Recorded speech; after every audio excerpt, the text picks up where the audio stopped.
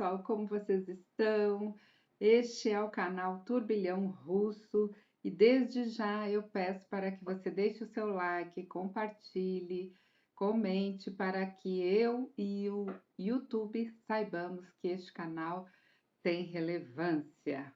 Bom, e hoje daremos sequência à análise da obra-prima de Dostoiévski, Os Demônios. Já temos vários vídeos no canal, então quem quiser seguir a playlist, é só ir lá na playlist dos Demônios, ou se você quer ver vídeos independentes, você pode olhar ali na descrição os assuntos que já foram abordados e o teórico, e seguir ali do jeito que você achar mais interessante, tá bom?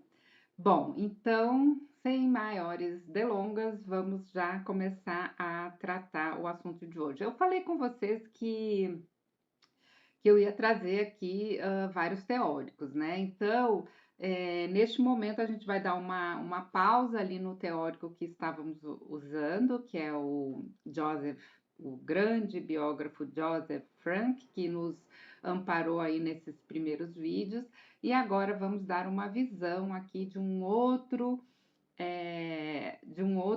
teórico. Agora a gente vai passar a olhar para os demônios a partir de uma perspectiva aí complementar, tá bom, gente?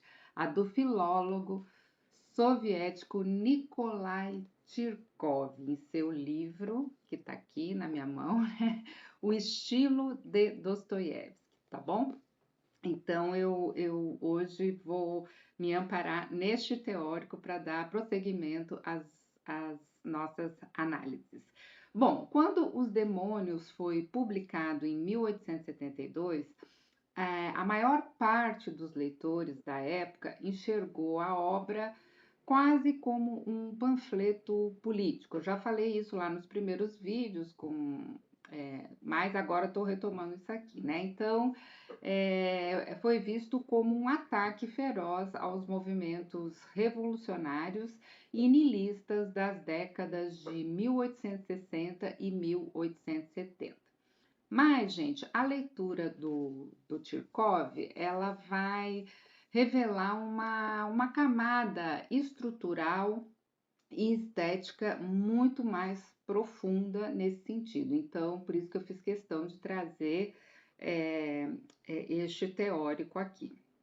Então, o Tirkov, ele vai nos mostrar que o alcance do romance ele vai ser muito além das brigas ideológicas daquele momento, né?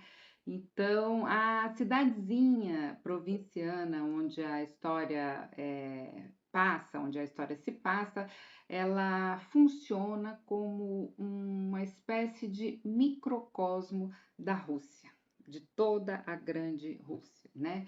Então, os demônios ao mesmo tempo, neste caso, uma sátira, sim, né? Uma sátira devastadora das elites e da burocracia czarista e também uma meditação aí trágica sobre o destino histórico deste país, da Rússia, né?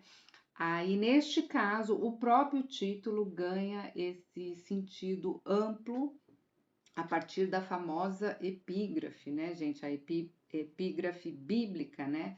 Do Evangelho de Lucas, né? A passagem do endemoniado, cujos demônios saem e entram em uma manada de porcos, né? A famosa epígrafe deste livro, né? Essa manada de porcos que acaba se atirando aí morro abaixo no lago.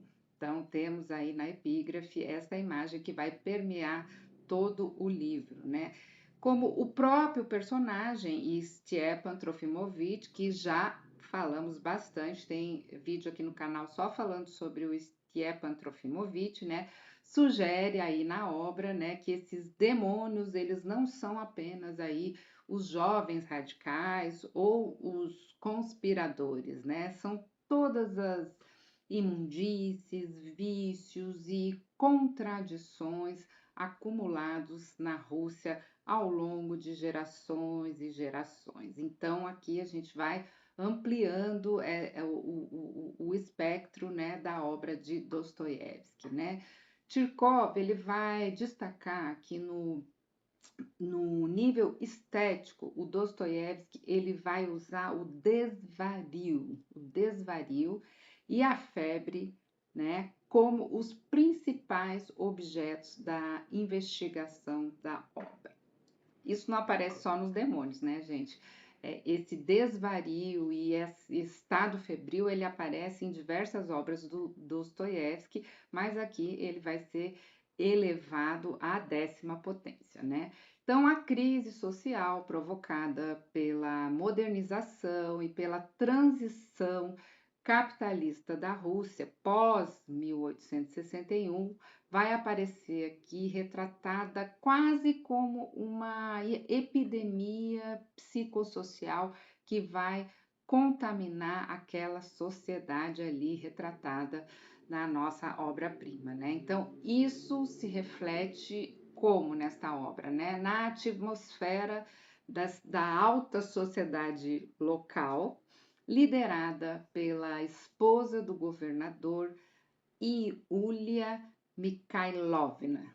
Bom, Dostoiévski, ele desenha essa elite ali retratada como uma classe totalmente entediada, fútil, moralmente desancorada e movida por uma sede insaciável de escândalos e entretenimento. Nada muito diferente do que a gente vê hoje, né, gente? Bom, eles vagam ali pela cidade, buscam confusão em tudo quanto é lugar, eles debocham das desgraças alheias ali, e alimentando um verdadeiro fascínio grotesco por figuras místicas, né, e fofocas, né? O livro todo, ainda que seja um romance trágico, né, ele tem a fofoca, ela vai ter desdobramentos aí na obra muito interessantes. Só que o Dostoiévski, ele não faz ali uma comédia ingênua, claramente, né? Ele pega o absurdo dessas figuras e joga sobre elas uma luz muito sinistra, o que é típico do nosso gênio Dostoiévski, né? Então, por exemplo, na cena do incêndio, tem uma cena de incêndio lá no bairro Zariete, o narrador ele faz ali uma observação reveladora, né? Ao notar como o fogo desperta no espectador um sentimento misto ali de terror e de fascínio hilariante, né?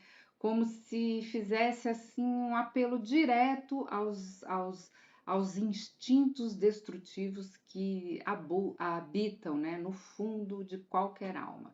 Ou seja, o nosso Dostoiévski, ele vai ali a fundo nos pormenores desta alma humana, né? E tem a coragem, como escritor, de ir revelando essas camadas, né? Então, a futilidade e o riso da elite ali provinciana escondem uma violência muito latente. E isso fica muito claro quando a gente está lendo o romance, né? Então, essa futilidade, ela deixa de ser apenas algo ridículo e acaba, ela se torna assim trágica, né? No momento em que tromba ali com o poder do Estado e com a dor aí do povo, né? Do sofrido povo.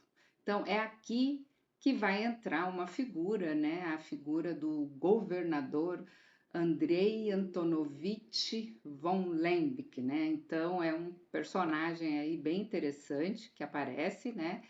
E o Tirkov, ele vai mostrar que este Lembke, né, este governador, ele vai simbolizar a incapacidade da administração pública da época, né?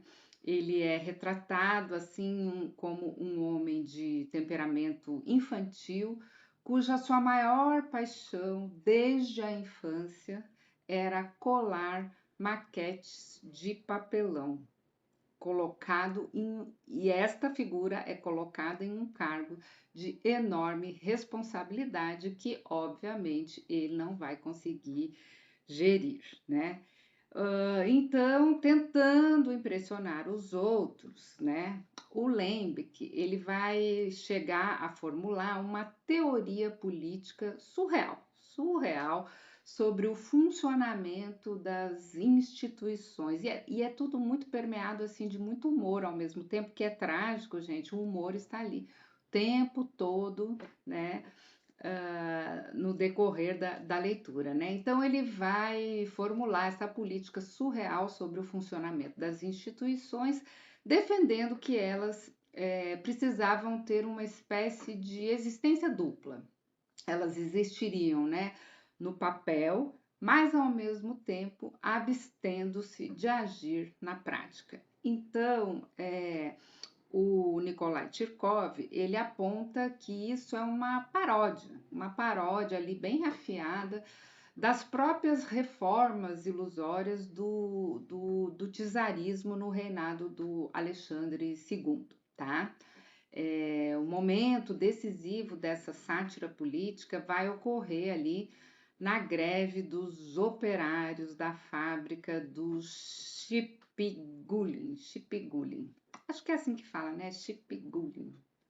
São muitos nomes, né, gente? Então, não a gente vai falando aí, aportuguesando, vai colocando nossa brasileirice nesses nomes, né? Então, esses operários aí da fábrica do Chipigulin, eles são explorados ali por patrões que roubaram lá os seus salários, e após um surto de cólera, os trabalhadores marcham pacificamente até a residência do governador para ajoelhar e pedir justiça ao governador.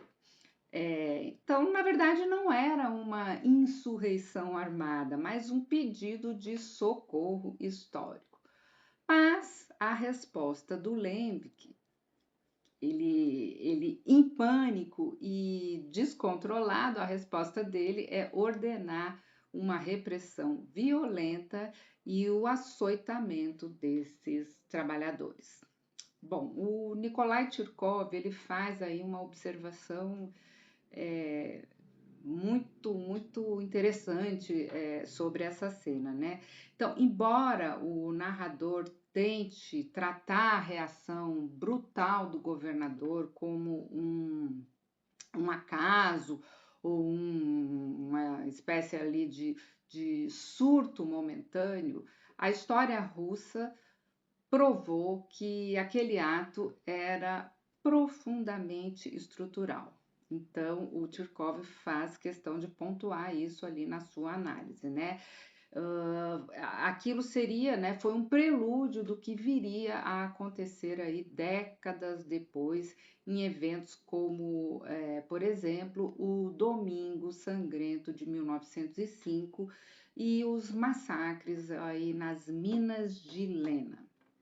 Então, a sátira de Dostoiévski, ela se converte, né, diante dos nossos olhos na tragédia de um Estado que só consegue responder ao clamor popular com a violência, né? Então, isso é muito bem apontado pelo Nikolai Tirkov, né? Então, a partir da repressão a esses operários, né, o governador, tô rindo porque as cenas são muito engraçadas, gente, vou lembrando aqui, né? Então, esse governador, ele entra em um colapso mental que culmina na noite do incêndio e do baile, né? Gente, aqui a gente tem spoilers, né, sobre a obra. Eu entendo que essas análises elas são feitas principalmente para quem já leu e tem interesse de ler de novo, ou para quem entender que, independente do enredo, a leitura, a fruição da leitura em Dostoiévski é uma experiência inesquecível. Bom, dito isso, vamos lá, né? Então, no meio do caos, né, com casas ali queimando e a multidão em pânico no salão de festas, o Lembeck ele perde completamente a razão. né?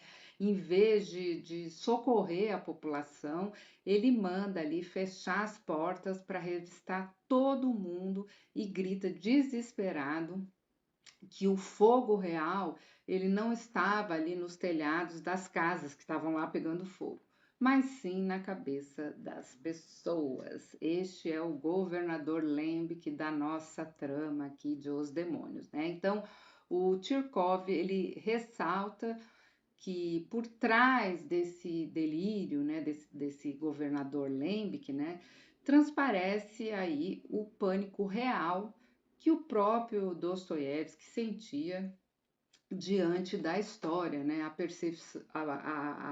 a uma percepção confusa e aterrorizante de que o processo social havia saído do controle e que a crise ideológica da Rússia não podia mais ser contida aí pelas instituições vigentes. Um segundinho. Tem que tomar um líquido aqui, tomar um fôlego, né, gente? Bom, então, o Tchirkov, ele vai, para encerrar a sua análise, o Tchirkov, ele chama atenção para a arquitetura estética ali do romance, do nosso romance, né? Então, a imagem ali, a imagem bíblica da manada de porcos despencando no abismo, ela não aparece apenas na epígrafe ou ali nas conversas teóricas, né? Ela vai ser muito mais do que isso, ela vai ser o motor invisível da narrativa. Eu adoro esses teóricos aí que a gente vai lendo, Berdyaev, o Joseph Frank, o Nikolai Tchirkov, porque eles têm metáforas muito boas ali para descrever aí as suas análises, né, da obra de Dostoiévski, né? Então a ideia de perder o chão, de despencar ali de uma montanha abaixo, ela se repete nos momentos de virada de vários personagens, né? Então, quando lembra que ele surta ali diante dos operários e exige uma submissão desses operários ali aos gritos, a narrativa compara o descontrole dele a um trenó ali sem freios, né? Despencando morro abaixo no inverno, né? Quando a elite assiste ao suicídio, isso é uma cena também bem, até meio bem tudo é chocante, né? Então, quando a elite ali deles assiste ao suicídio de um jovem no hotel, a pergunta que ecoa na cidade é por que as pessoas estão se matando como se subitamente elas tivessem perdido o chão sob seus pés, né? E é uma outra metáfora aí que é apresentada no livro pelo nosso gênio Dostoiévski. E as escolhas trágicas de personagens como o Stepan Trofimovich ou a própria Lisa Tushina, né? São descritas como a mesma imagem de alguém que se atira do alto de um telhado, né? Então, muito interessante, eu acho, esta análise aí do Tchirkov, né? Então, nesse sentido, né, a grande contribuição do Nicolau Tchirkov é também nos provar, né, que os demônios não é uma mera ali caricatura de revolucionários locais, né? Não, de forma alguma, mas é a repetição obsessiva da imagem da queda, né? A repetição obsessiva da imagem da queda, ela vai revelar a intuição trágica ali de Dostoiévski, né? De que a Rússia do seu tempo, arrastada aí pelas suas próprias contradições políticas, morais, ela estava em plena corrida rumo a um precipício. Bom, este é um primeiro uma primeira análise aí pegando o Nikolai Tirkov, mas teremos outras, tá bom, gente? Então, eu vou complementar aqui tanto as análises do Joseph Frank vão continuar, quanto eu vou utilizar também o Nikolai Tirkov agora para chegar. Estamos chegando, né, gente, depois de não sei quantos vídeos, ao centro, ao cerne da nossa narrativa e vamos começar a falar aí dos personagens aí que são, de fato, os personagens centro da narrativa, né, do romance Os Demônios, né? Então, a seguir, a gente vai começar a falar do Stavrogin e das suas personas ali, e também de personagens femininas que vão aparecer no romance, tá bom? Mas por hoje tivemos aí um vídeo com essas observações, né, essa análise do nosso teórico aqui, Nikolai Tirkov, em O Estilo de Dostoiévski, que é da editora 34. Um livro que vale muito a pena, tá, gente? Adquirir para quem gosta de Dostoiévski. É sensacional, tá bom? Até a próxima. Tchau, tchau.